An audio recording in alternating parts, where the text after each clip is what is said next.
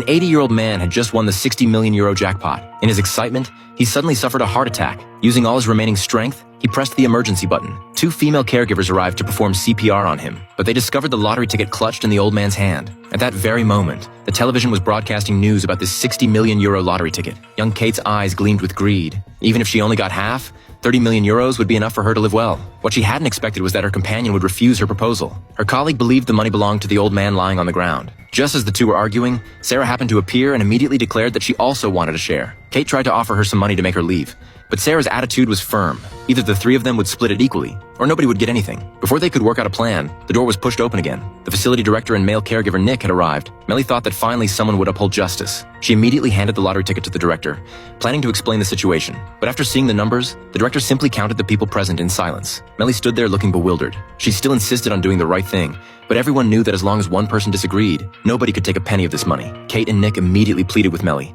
arguing that they had been caring for the old man during his final years, while his children had never visited once. They were the most qualified to inherit this money. Melly's defenses were finally broken down. The group happily went to the prize collection center, where each of them received €12 million.